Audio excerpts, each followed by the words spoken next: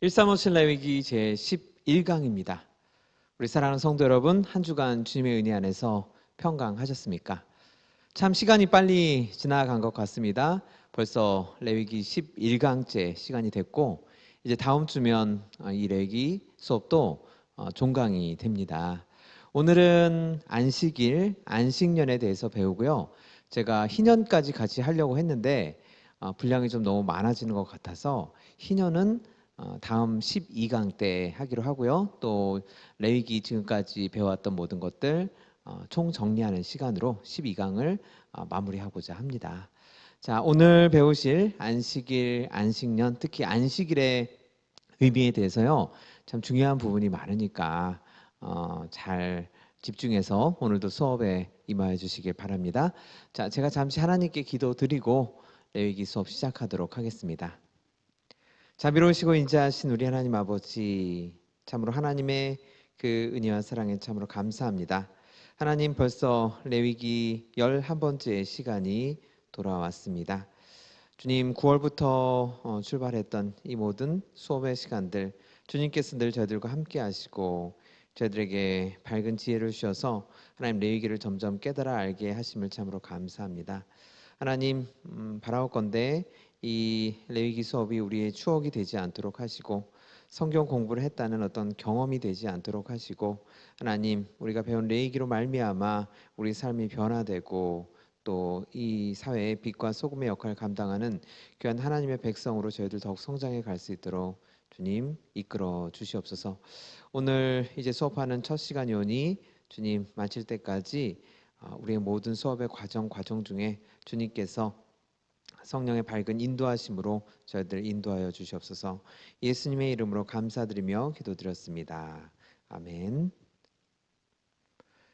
여러분, 우리는 지난 시간까지 레위기에 나오는 7가지 절기를 다 배웠죠. 그 7가지 절기는요, 레위기 23장에 나왔죠.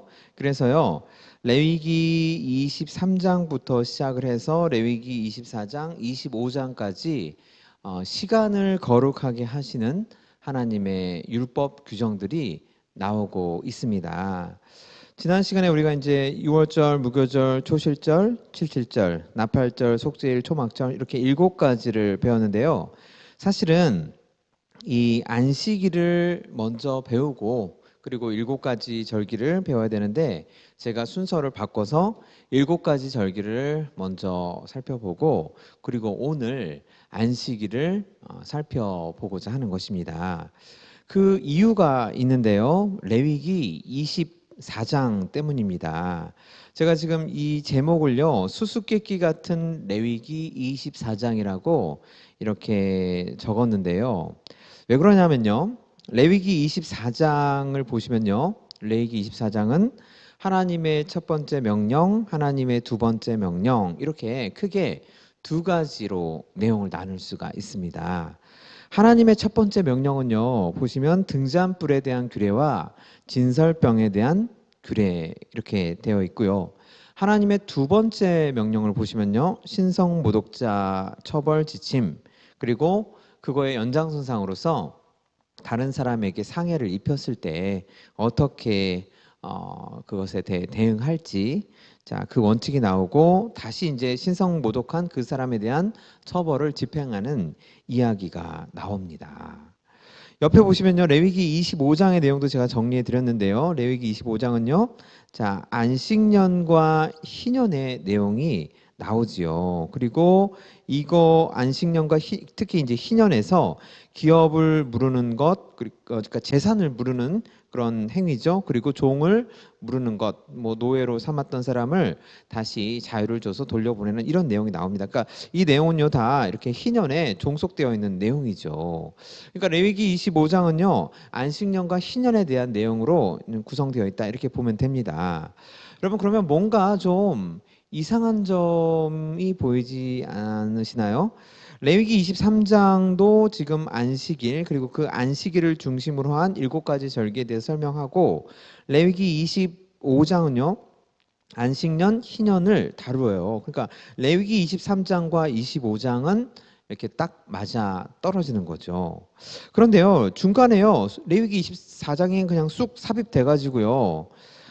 그 레위기 24장의 내용이 전혀 뜬금없이 도저히 뭐 안식년, 안식일, 희년 이런 내용과 어울리지 않는, 일곱 가지 절기와 어울리지 않는 갑자기 등잔불 또 진설병 이런 내용에 대해서 말씀하고 계시는 것이죠.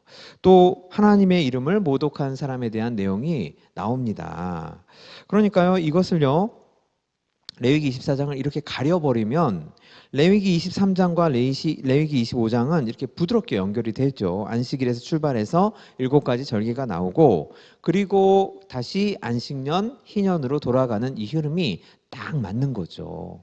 그런데 왜 하나님께서는 이 레위기 24장에 갑자기 뜬금없이 등잔불, 진설병 이런 거에 대한 규례를 말씀하시고 또 신성모독자 이야기를 배치를 해 두셨을까요? 우리가 레위기 10장에서요, 나답과 아비후 사건도 어떻게 보면 굉장히 뜬금없는 사건이긴 했죠. 그렇죠? 그 레위기 이제 8장, 9장이 제사장에 대한 위임식이 진행되고, 그리고 나서 이제 정결 규례로 딱 넘어가면 되는데 갑자기 레위기 10장에 나답과 아비후 사건이 들어갔었죠.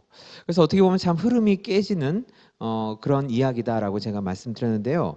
이 레위기 24장도 나답과 아비후 사건처럼요, 아주 23장과 25장의 흐름을 깨는 그런 사건이라고 볼 수 있습니다. 그래서요, 우리가 왜 하나님께서 이 안식일, 안식년, 희년을 말씀하시면서 이 레위기 24장에 이런 내용들을 배치를 하셨는지 먼저 이 의미를 정확하게 알아야지만 우리가 안식일이란 도대체 어떤 날인가에 대해서, 또 안식일이 어떤 날인가에 대해서 알면 우리가 안식년, 희년도 자동적으로 알게 되는 거죠. 그래서 레위기 24장의 의미가 무엇인지 그거부터 먼저 살펴보고 안식일에 대한 의미, 그리고 더 확장시켜서 이제 안식년으로 들어가도록 하겠습니다.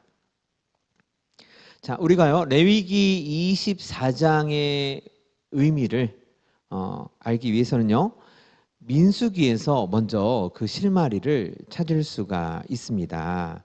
민수기 8장 1에서 3절 보시면요, 이렇게 성경 말씀이 기록되어 있습니다. 여호와께서 또 모세에게 말씀하여 이르시되 아론에게 말하여 이르라, 등불을 켤 때에는 일곱 등잔을 등잔대 앞으로 비추게 할지니라. 자, 일곱 등잔을요, 등잔대 앞으로 비추게 할지니라라고 하나님께서 명령을 하십니다.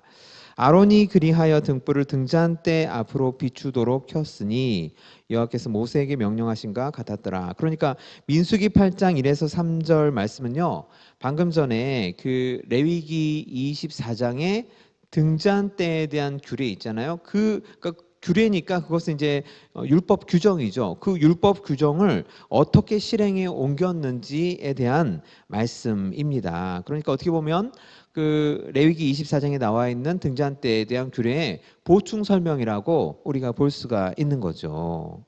지금 제가 그 오른쪽에요, 사진을 넣어 드렸는데요. 여기 보시면 왼쪽에 있는 이것이 바로 등잔대가 되지요. 예전에 출애굽기 할 때 우리는 이제 평면도로 봤었죠. 그리고 이 맞은편에 있는 이것이 무엇이었죠? 떡상이었죠. 그래서 이 떡상에는 이스라엘 12지파를 상징하는 떡을 12개를 이렇게 이열로 6개씩 배치를 했었죠. 그리고 여기는 요것은 이제 분향단이 돼서요, 이 지금 연기가 올라가죠. 분향단에서 올라가는 이 연기가 성도의 기도와 찬양을 의미한다고 말씀을 드렸습니다. 이 안쪽으로 들어가면 이제 지성소가 되는 것이죠.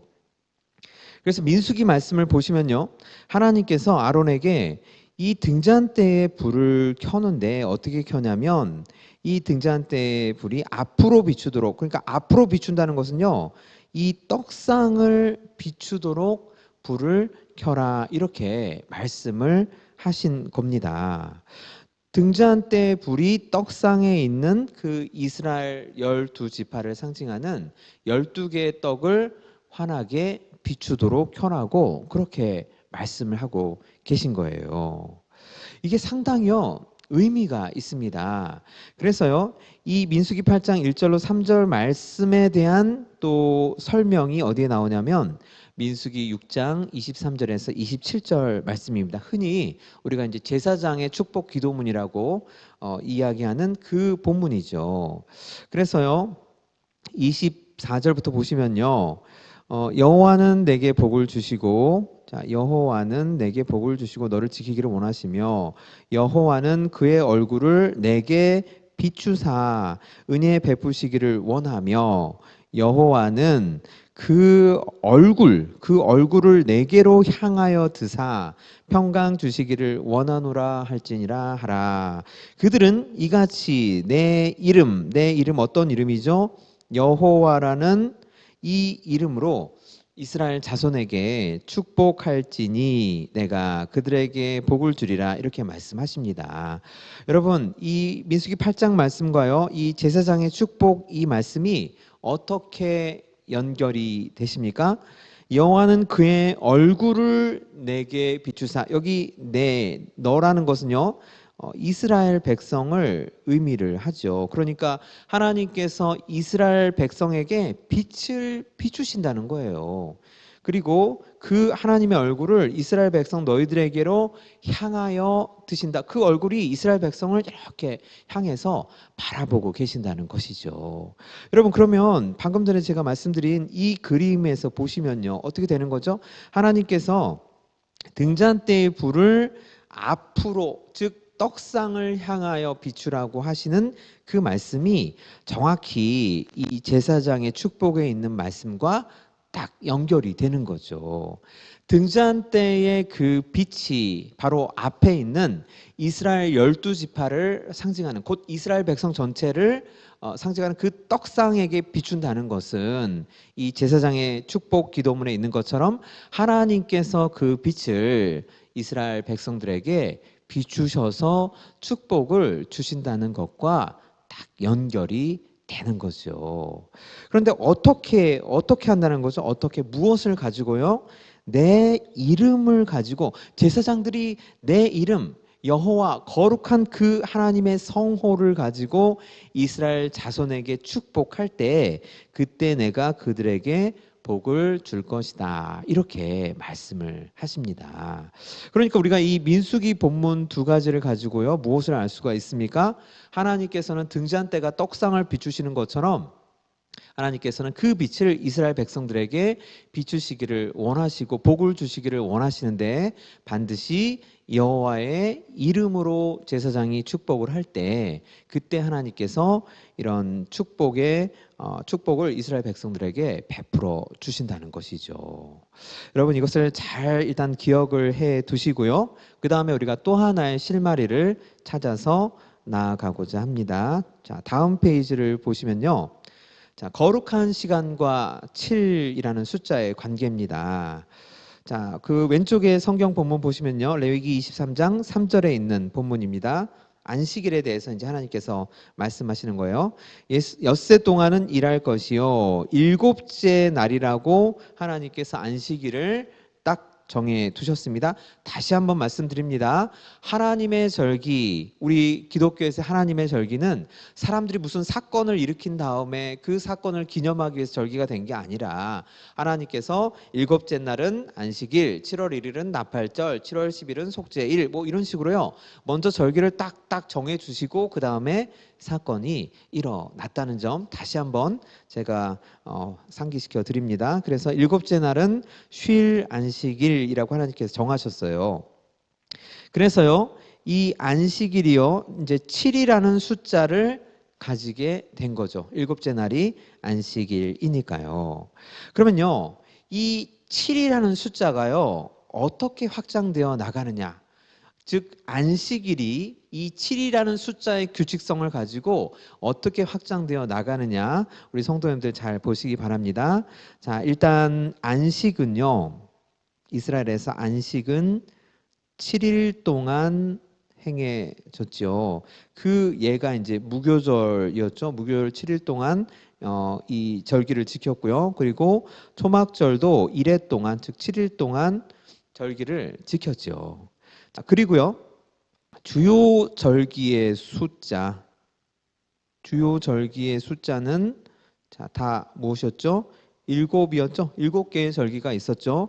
그래서 우리가 유월절, 무교절, 초실절, 칠칠절, 그리고 나팔절, 속죄일, 그 다음에 초막절 이렇게 되는 거죠. 유모초칠, 나속초 이렇게 외우시면 됩니다.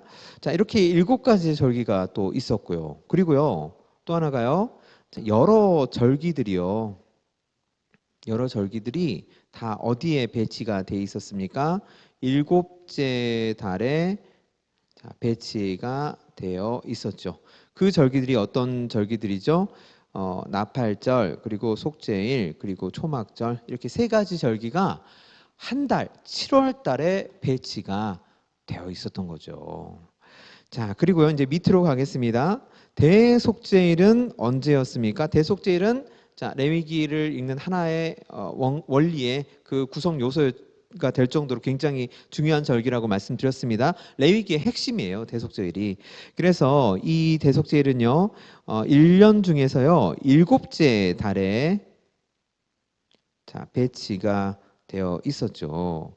그리고 안식년은 또 어떻게 배치가 됩니까? 안식년은 7년마다 안식년이 돌아오게 되는 거였죠. 그리고 희년은요. 희년은 7번째 안식년 자, 다음 해 이 해가 바로 희년이 됐었죠. 그러니까 7, 7에 49 하고 이렇게 안식년 7번 돌고요. 그리고 나서 그 다음 해가 바로 희년이 됐었죠. 여러분, 이게요, 우연의 일치일까요?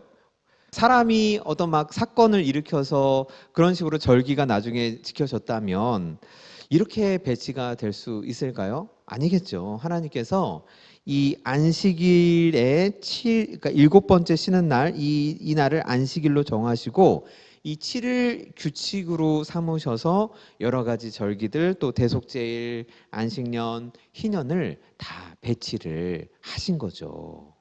이게 우연이 아니죠. 하나님께서 의도적으로 시간을 이렇게 거룩하게 배치를 하신 것입니다. 그러니까요, 우리가 이 안식일이 7이라는 규칙을 가지고 이렇게 계속 확장되어 나가는 것, 이것으로부터 무엇을 깨달을 수가 있습니까? 그 오른쪽에 보시면요. 안식일을 나타내는 숫자 7이 이스라엘 백성들에게요, 끊임없이 무엇을 상기시킨다고 우리가 볼 수가 있는 거죠? 자, 이 7을 통해서요, 우리는 이스라엘 백성들이 하나님의 언약을 자, 기억하게 된 것, 그러니까 상기시킴 이렇게 적으면 되겠습니다. 안식일을 나타내는 숫자 7이 이스라엘 백성들에게 끊임없이 하나님의 언약을 상기시킨다는 거예요. 그러니까 7을 안식일을 의미하는 그 7을 매개로 해서 계속 규칙적으로 절기들이 나타나고 또 대속절도 나타나고 안식년도 나타나고 희년도 나타나니까 그 근본은 바로 이 안식일이죠. 안식일. 예. 그리고 이 절기에는요, 우리가 지금까지 살펴본 것처럼 하나님의 언약, 하나님의 약속이 다 스며들어 있었죠. 그러니까 결국 우리가 이렇게 결론을 내릴 수가 있는 것입니다. 안식일을 나타내는 이 숫자 7이 이스라엘 백성들에게 끊임없이 계속해서 1년 또 7년 그리고 50년마다 이렇게 계속 하나님의 언약을 상기시키는 거죠. 하나님의 언약을 잊어버리지 않도록 이렇게 시간 체계를 하나님께서 이스라엘 백성들에게 짜 주신 것이다. 이렇게 우리가 이해할 수가 있겠습니다. 그러면요, 이 2가지, 아까 민수기에서 우리가 민수기 본문을 보고 알아낸 것과 그리고 이 안식일 7이라는 숫자에서 알아낸 것을 바탕으로 해서요, 우리가 안식일의 의미를 이렇게 생각해 볼 수가 있겠습니다. 이쪽 녹색 빈칸에는요, 다시 이렇게 적으시면 될 것 같습니다. 민수기 본문에서는요, 등잔대가 떡상을 이렇게 비추었죠. 마찬가지로 하나님의 빛이 자, 누구를 비치나요? 이스라엘 백성들을 이렇게 비추고 계신다는 것이죠. 그리고 방금 전에 7이라는 숫자를 통해서요, 우리가 무엇을 깨닫게 되었습니까? 안식일이라는 것, 안식일 이 날은 하나님의 언약을 상기시키는 날, 상기시킴 이렇게 되는 거죠. 이 안식일 7의 이 규칙성이요. 7로 확장되는 이 절기의 규칙성 이런 것들이요. 이런 것들이 다 하나님의 언약을 상기시킨다. 이렇게 우리가 깨닫게 되는 거죠. 그러면요. 이제 여기에 있는 이 두 본문이요. 다 레위기 24장 본문입니다. 우리가 이해하기는 참 수수께끼 같다. 왜 하나님께서 이렇게 흐름을 딱 끊는 것 같은 그런 레위기 24장의 본문을 배치를 하셨을까? 그 본문들입니다. 그래서 24장 2절에서 3절 보시면요. 이스라엘 자손에게 명령하여 불을 켜기 위하여 감람을 찧어낸 순결한 기름을 네개로 가져오게 하여 계속해서 등잔불을 켜둘지며. 자, 이스라엘 자손, 자, 그러니까 백성들은요, 순결한 기름을 제사장에게 가져와야 하고, 그래서 제사장이 계속 등잔불을 켜둘 수 있도록 도와줘야 한다는 거예요. 그리고 제사장은, 이 아론으로 상징되는 제사장은 저녁부터 아침까지 여호와 앞에 항상 등잔불을 정리할지니, 그러니까 등잔불이 꺼지지 않고 그리고 떡상을 향하여 비추도록 그렇게 항상 준비를 하고 또 정리를 해놔야 된다는 것입니다. 그러니까 이것이 이제 등잔대에 대한 규례가 되겠죠. 여러분, 그러면 이 민수기 본문에서 의미하는 것과 이 레위기 본문에서 의미하는 것, 이것이 합쳐져서 어떻게 될까요? 자, 하나님의 임재, 하나님의 임재 안에서 하나님의 빛이 이스라엘 백성들에게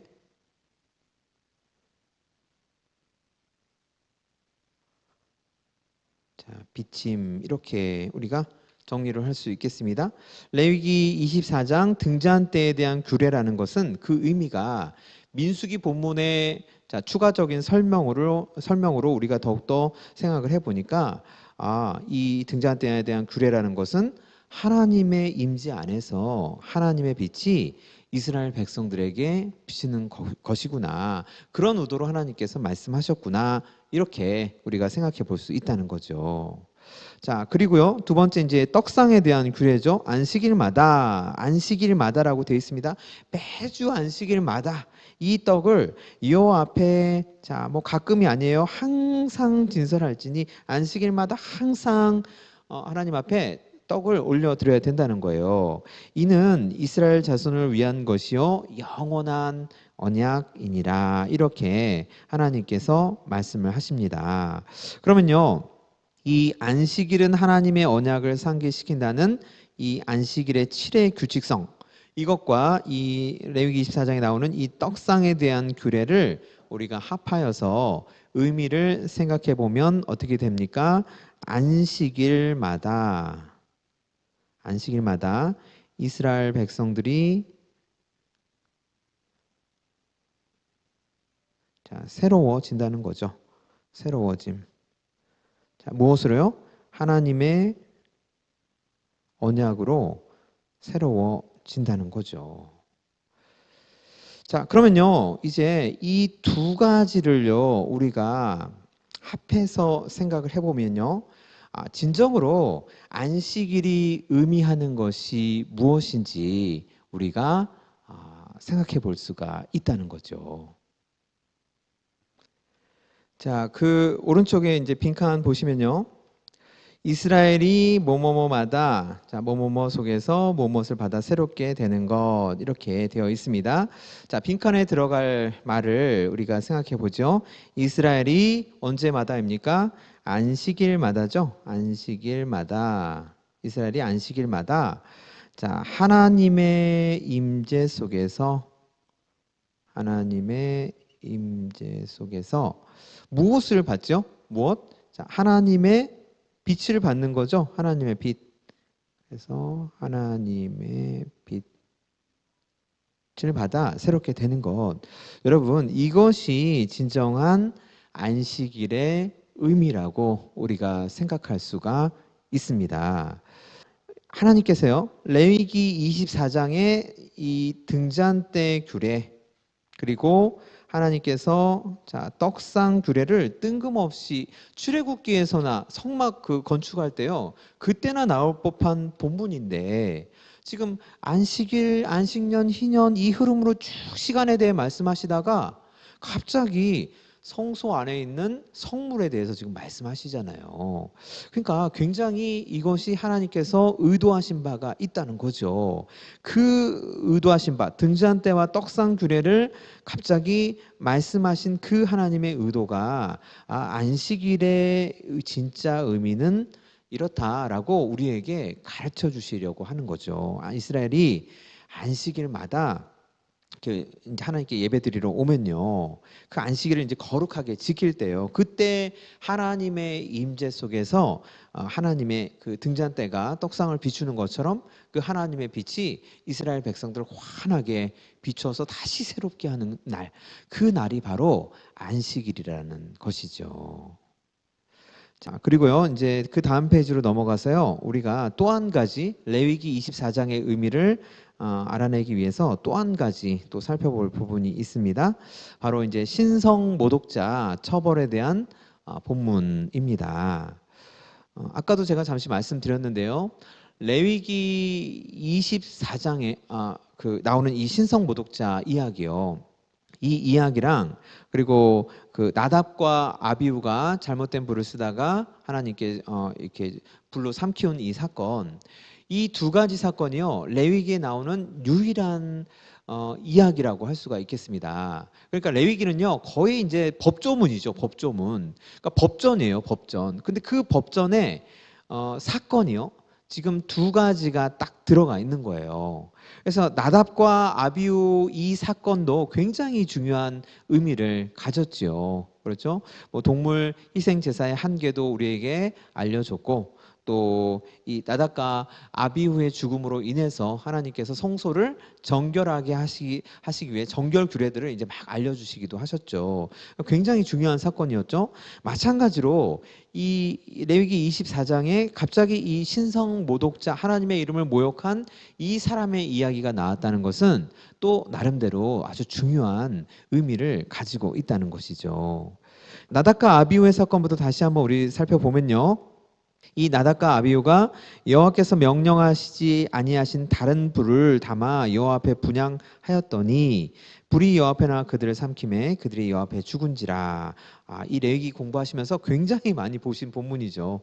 그리고 이제 레위기 16장 대속죄를 이렇게 시작하고 있죠. 아론의 두 아들이 여호와 앞에 나아가다가 죽은 후에 그리고 2절 보시면요, 모세에게 이렇게 말씀하시죠. 이 나답과 아비후가 왜 죽었는지에 대해서 하나님께서 그 이유를 이제 사실상 설명해 주시는 거죠.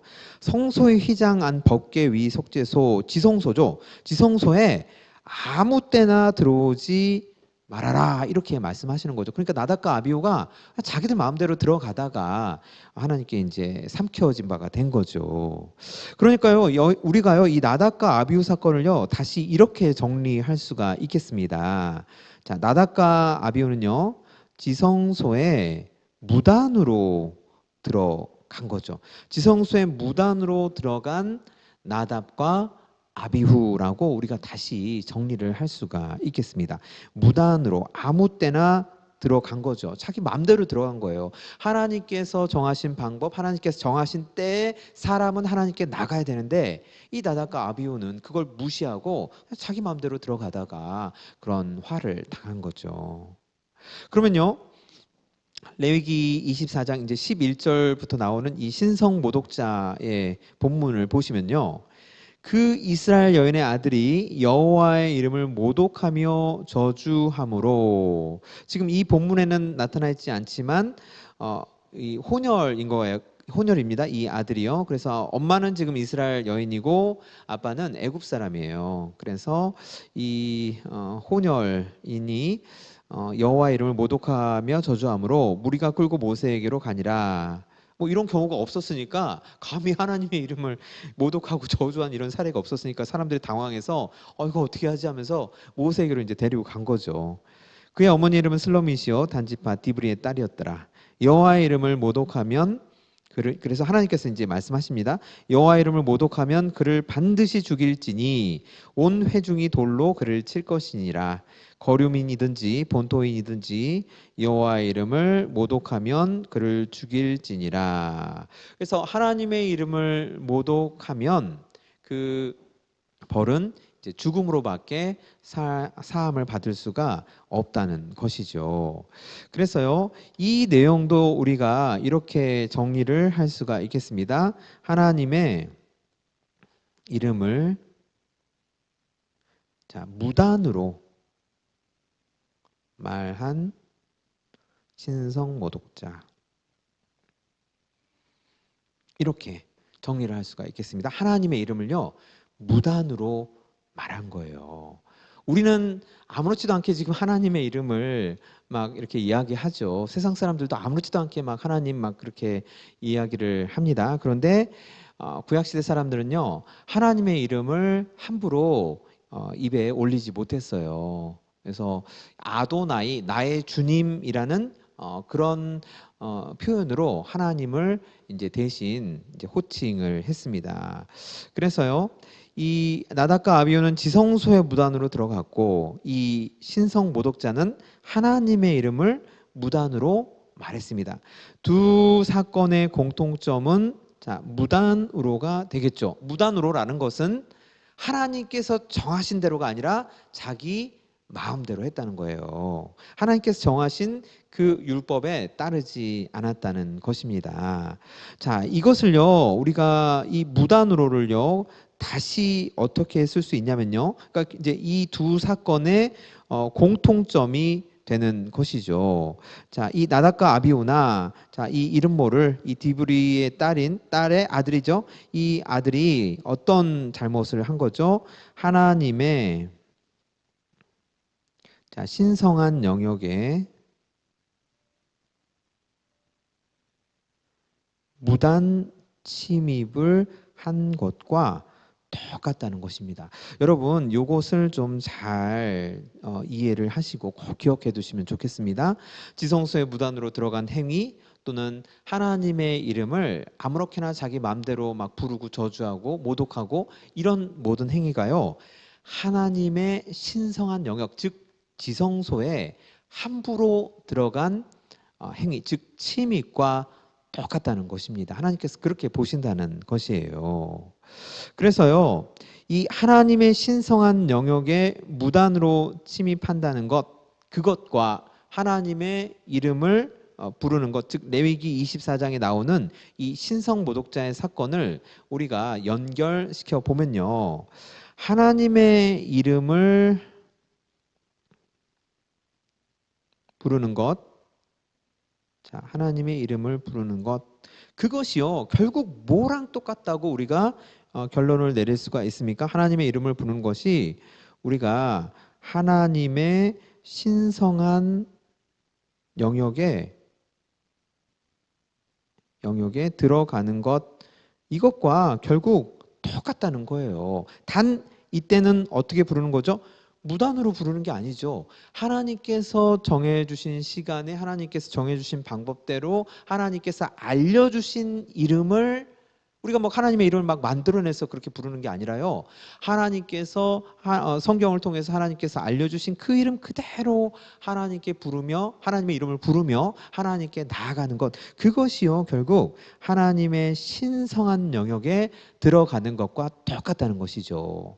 내가 하나님의 이름을 무단으로 부르면 그것은 하나님의 신성한 영역에 내 멋대로 침입하는 것이고, 내가 하나님께서 가르쳐 주신 그대로 하나님의 규례대로 하나님의 이름을 부르며 하나님께 나아가는 것은 하나님의 신성한 영역에 들어가는 것과 똑같다는 것입니다.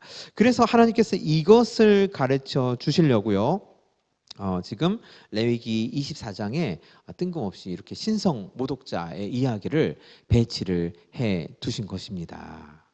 여러분 그러면요 다시 종합을 해서요 아까 방금 전 페이지에서 우리가 안식일에 대해서 안식일의 의미에 대해서 우리가 생각을 해봤죠. 안식일이란 뭡니까? 이스라엘이 그 안식일마다 하나님의 임재 안에서 하나님의 빛을 받아서 이렇게 새롭게 되는 것이요.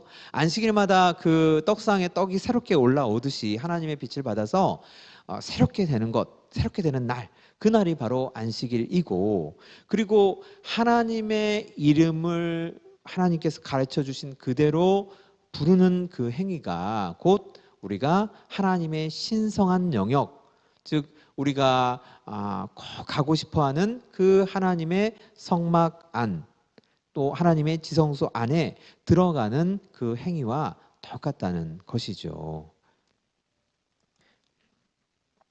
그 다음 페이지를 보시면 결국 하나님께서 우리에게 하나님의 이름을 부르게 하신 이유가 뭘까? 우리가 좀 생각해 보고자 합니다. 우리가 레위기 첫 수업에서 다루었던 질문인데요. 출애굽기가 레위기에게 남긴 숙제였죠. 어떻게 하면 속되고 부정한 인간이 하나님께로 나아갈 수 있을까? 우리 모든 인간의 근본적인 고민이라고 제가 말씀드렸습니다.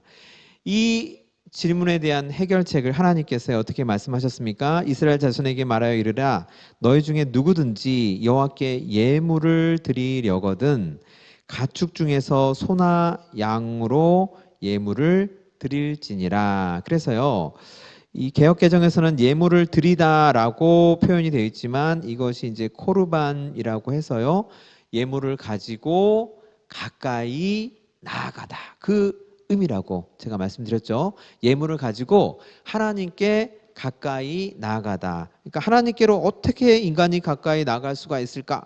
이 고민을 하나님께서 그러면 예물을 가지고 나한테 내가 정해준 방식대로 가까이 나와라 이렇게 말씀해 주시는 거죠. 그래서 여기서요 뭐가 나왔습니까? 동물 희생 제사가 나왔죠. 그리고요 이 동물 희생 제사는요 이제 공간과 그리고 그 공간 속에 있는 사람과 또 희생 제물을 정결하게 하고 거룩하게 하는 자 그런 내용으로 하나님께서 레위기에서 설명을 하셨죠. 그리고 자 하나님께서 이 동물 희생 제사를 언제 하나님께 바칠지에 대해서 이제 안식일과 절기로 즉 시간을 거룩해 하심으로써 우리에게 더욱더 설명을 해 주신 것이죠. 그것이 이제 레위기 23, 24, 25장에 나오고 있는 것이죠. 자, 그리고요. 더 이제 우리가 생각을 해보면 다시 그 제사장의 축복 기도문을 우리가 다시 살펴보면요. 그들은 이같이 내 이름으로 아까 제가 민수기 본문 설명드리면서 내 이름이 중요하다고 말씀드렸죠. 내 이름으로 이스라엘 자손에게 축복할지니 내가 그들에게 복을 주리라 이렇게 말씀을 하셨습니다. 그러면 이 흐름이요. 이 흐름을 우리가 종합해서 생각을 해보면요. 하나님의 이름을 부르며 하나님의 이름을 부르며 예배를 드림. 자, 예배를 드림. 이것이요. 결국 무슨 의미를 갖냐면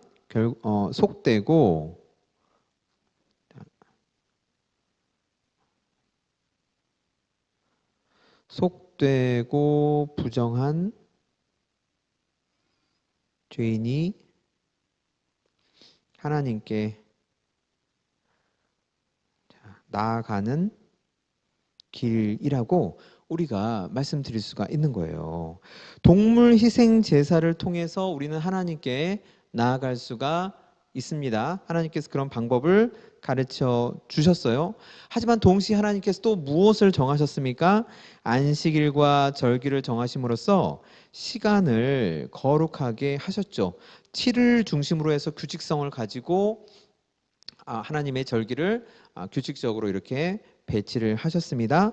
그리고 이 두 가지 공간과 공간 속에서 사는 사람 또 희생 제물 그리고 이렇게 거룩한 시간 이 두 가지가 바탕이 된 상황에서 하나님께서 내 이름으로 제사장들이 축복을 하면 내가 복을 주겠다 이렇게 말씀을 하시는 거죠.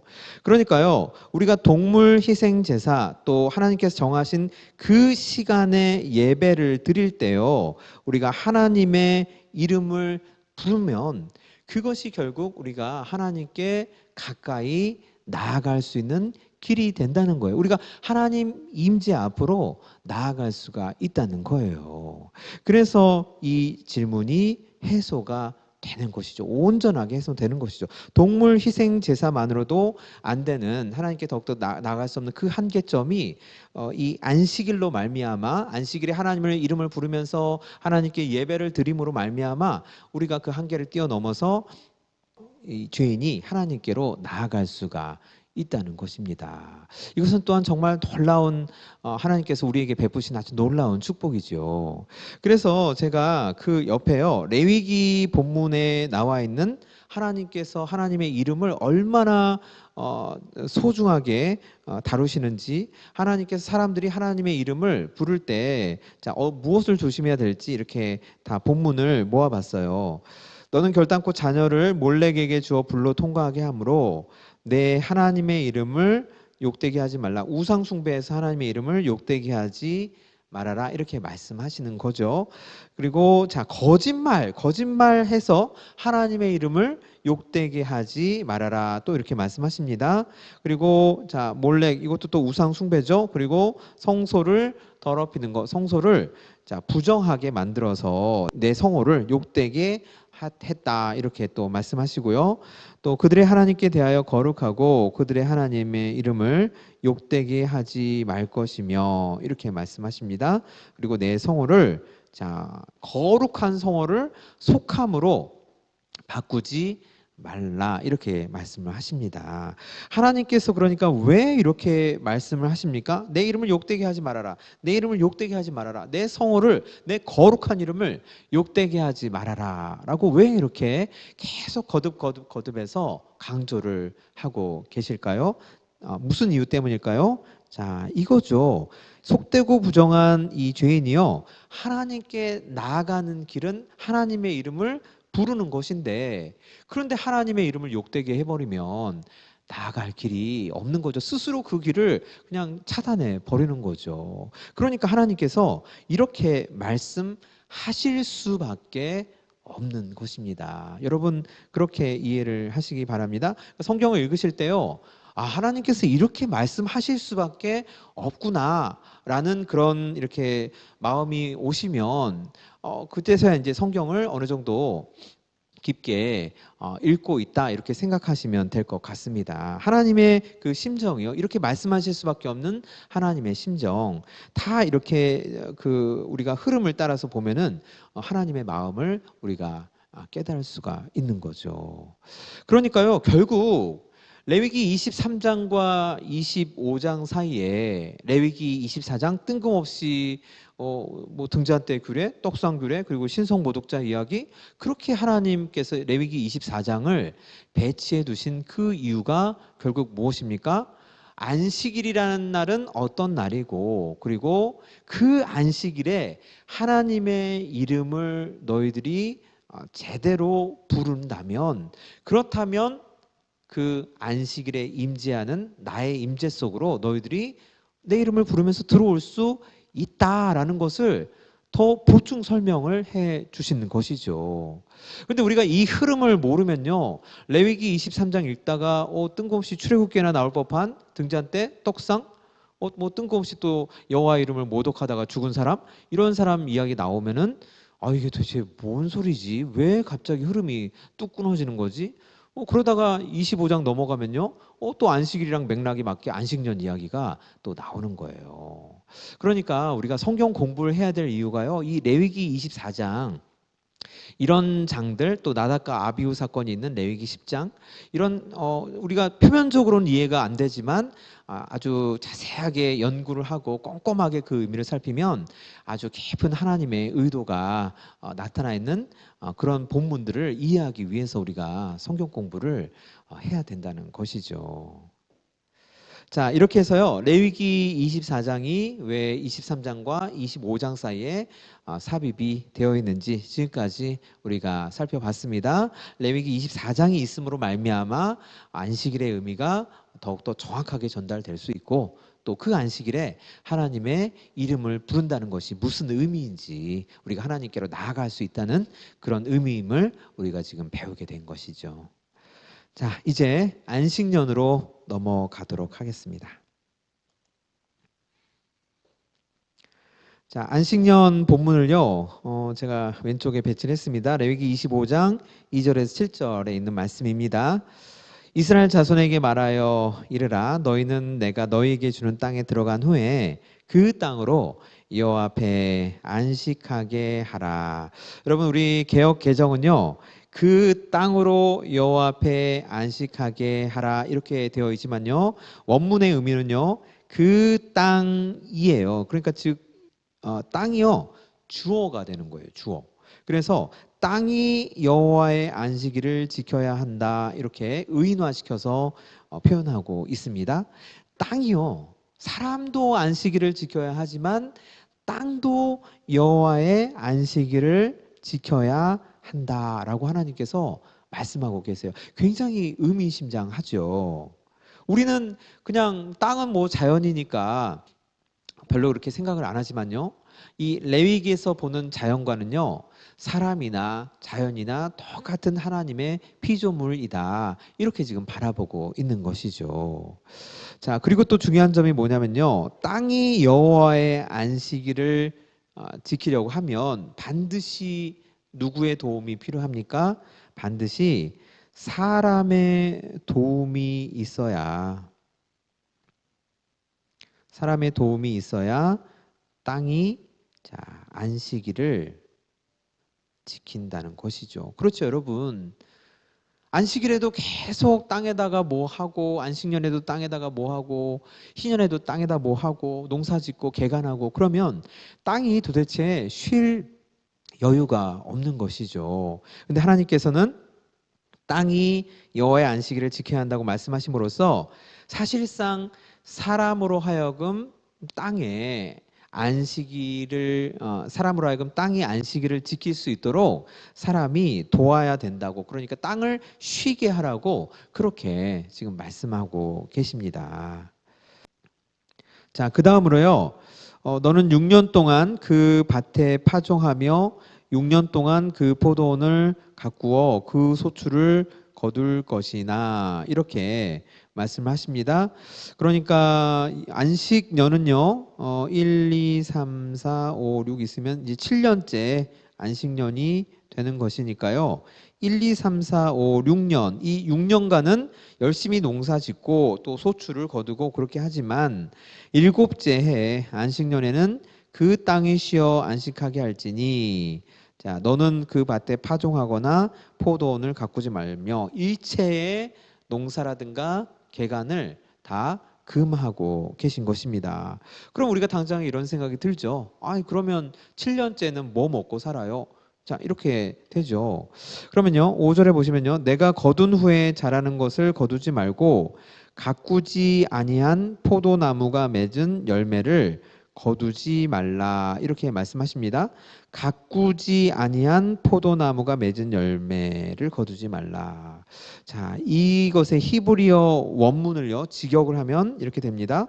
너는 나지르의 포도를 따서는 안 된다 이렇게 말씀하십니다.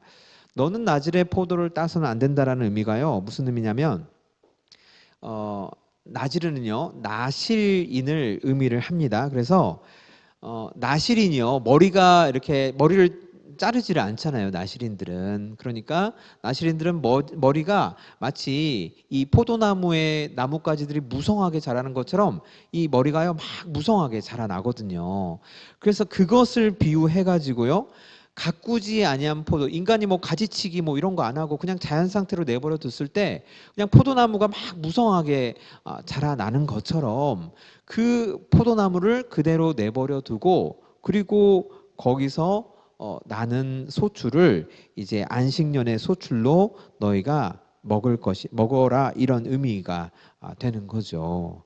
그래서 나지르의 포도를 따서는 안 된다. 이것은요, 자, 저절로 자라난 포도나무를 의미를 합니다. 그러니까 우리가요, 7년째는 뭐 먹고 살아요? 농사도 못하고 개간도 못하고. 그러면 뭐 6년까지 우리가 조금씩 저장해뒀다가 7년째를 위해서 뭐 아껴뒀다 할지라도 그래도 뭐 부족할 것 같은데, 1년이 짧은 시간이 아닌데 그럼 뭐 먹고 살아요? 이렇게 우리가 생각할 수 있는데, 하나님께서는요, 나실인의 그 머리가 이렇게 막 굽수룩하게 이렇게 막 자라는 것처럼, 하나님께서 아주 그렇게 포도나무가요, 인간이 하나도 돌보지 않아도 풍성하게 자라게 하신다는 거죠. 그래서 너희들이 그것을 가지고 먹고 살아라, 이렇게 말씀하시는 거죠. 그러니까 7년째에 돼서요, 농사를 하나도 안 지어도 하나님께서 먹을 것을 자연 상태 그대로 자라게 하지만, 그래도 인간이 다 먹고 살 수 있을 정도로 풍성하게 예비를 해 두시겠다, 이렇게 약속을 해 주시는 그런 말씀입니다. 자, 그래서요, 이렇게 저절로 자라난 포도나무의 과실, 또 뭐 다른 그 열매들, 그런 것들을요, 너희가 먹을 것이니 너와 내 남종과 내 여종, 그러니까 자, 주인이 있고요, 노예죠. 그렇죠? 주인이나 노예나 또 너의 품꾼, 또 너와 함께 거류하는 자, 뭐 이방인들 되겠죠. 그렇죠? 타 지역 사람들, 이런 사람들. 그러니까 지금 너와 내 남종, 내 여종, 내 품꾼, 너와 함께 거류하는 자, 자, 무엇을 말합니까? 누구나죠. 누구나 동일하게 무상으로 내가 안식년 때 너희들에게 그 예배해둔 그 먹을 것들을 다 나눠서 먹어라, 걱정 말아라, 그래서 안식년 잘 지켜라, 이렇게 지금 하나님께서 말씀하고 계시는 것입니다. 내 가축과 내 땅에 있는 들짐승들이 다 그 소출로 먹을 것을 삼을지니라. 그러니까 자연 상태로 자라나는 그 소출들도 아주 풍성하게 나올 테니까 그것을 가지고 너희들이 모두 잘 나눠서 먹어라, 걱정하지 말고 먹어라, 내가 다 공급해 주겠다, 이렇게 말씀하시는 것이죠. 그러니까 이 6절 7절로 봐서요, 하나님께서 안식년에 대해서 지금 무엇을 생각하고 계시는 것입니까? 6년째까지는요, 주인이나 노예나 또 이방인이나 어떤 경제적인 형편에 따른 차등이 발생할 수 있지만, 이 7년째 해당하는 이 안식년에서만큼은 너희들이 너 거 내 거 그렇게 구별하지 말고, 자, 더불어 사는 공동체로 살아가라. 누구나 똑같이 나눠 먹고 사는 그런 평등으로 다시 돌아가라. 하나님 앞에서 다 평등한 그런 하나님의 백성으로 돌아가라, 이렇게 말씀하시는 것이죠. 그래서 결국 안식년은요, 하나님께서 우리에게 주시는 핵심 메시지가, 자, 더불어 사는 공동체로 너희들이 살아가라. 먹을 것은 내가 저절로 자라는 포도나무처럼 풍성하게 공급을 해 주겠다. 그리고 사람의 도움이 있어야 자연이 쉼을 얻으니까 제발 자연을 혹사시키지 말고 자연이 안식일을 지킬 수 있도록 너희가 좀 도와줘라, 이렇게 말씀해 주시는 것이죠. 우리 현대인들에게 참 깊이 생각하게끔 하는 안식년의 메시지라고 우리가 말할 수가 있겠습니다. 자, 여러분, 오늘 11강은요 여기까지 진행하도록 하겠습니다.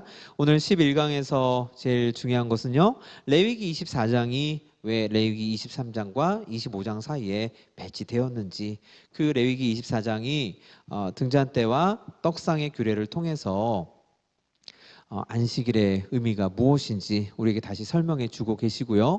그리고 신성모독자의 이야기를 통해서 하나님의 이름을 무단으로 부르면 그것은 하나님 보시기에 안 좋은 일이지만, 벌을 받을 일이지만, 하나님의 이름을 하나님께서 가르쳐 주신 그대로 우리가 지키며 부르며 예배 드릴 때 하나님의 이름을 부르는 것만으로도 우리는 하나님의 임재 앞으로 나아갈 수가 있다는 점, 이 점 우리 성도님들 꼭 잘 알아두시기를 바랍니다. 그리고 안식년은 하나님께서 더불어 사는 공동체를 우리에게 가르쳐 주시려고 우리에게 제정해 주신 것이다. 이렇게 알고 계시면 되겠습니다. 자, 다음 시간에는요, 희년 정리하고요. 조금 내용이 좀 많아서요. 다음 시간에 하는 게 나을 것 같습니다. 그래서 희년이 굉장히 중요합니다. 그래서 희년에 대해서 좀 꼼꼼하게 정리를 하고, 그리고 레위기 지금까지 배운 것들 간단하게 우리가 다시 한번 훑어보는 그런 시간을 가지면서 레위기 우리 1357 레위기 수업 마치도록 하겠습니다. 자, 다음 시간까지 꼭 열심을 내시고 처음 이제 시작하고 지금까지 잘 해오셨으니까 유종의 미를 12강에서 거두시기 바랍니다. 제가 잠시 하나님께 기도드리고 수업 마치도록 하겠습니다. 자비로우시고 인자하신 우리 하나님 아버지, 레위기 11강 수업 무사히 마칠 수 있도록 도와주셔서 참으로 감사합니다. 하나님, 우리가 이 시간에 안식일의 의미와 또 하나님의 이름을 부르는 것의 의미를 주님 저희들이 배웠습니다. 또 안식년을 통한 하나님의 그 심정을 주님 저희들 깨달았습니다. 주님, 우리가 아무렇지도 않게 날마다 일상적으로 하나님의 이름을 부르지만 그때마다 정말 하나님께서 우리를 향하시고 또 등잔대에 빛이 떡상을 비추는 것처럼 하나님의 얼굴이 우리를 향하심을 주님 깨달았습니다. 하나님, 우리가 하나님의 이름을 정말 정성되이 부르게 하시고 또 하나님의 거룩하신 이름을 본받아서 우리의 이름도 거룩하게 될 수 있도록 하나님의 백성으로 주님 더욱더 성장시켜 주시고 양육시켜 주시옵소서. 또 더불어 사는 공동체를 만드시고자 하시는 그 아버지의 마음, 그 마음이 곧 우리의 마음이 되게 하사 하나님, 우리 대강교회 믿음의 공동체로 하나 될 수 있도록 더욱더 하나님 굳게 결속시켜 주시옵소서. 하나님, 이제 다음 시간은 이 1357 레위기의 마지막 시간입니다. 한 주간도 저희들 건강하게 지켜주시고 다음 12강에서 하나님, 우리가 레위기 총정리하고 또 희년에 대해서 배울 수 있도록 우리들을 주님의 날개 그늘 아래 일주일 동안도 잘 지켜주시옵소서. 예수님의 이름으로 감사드리며 기도드렸습니다. 아멘. 감사합니다.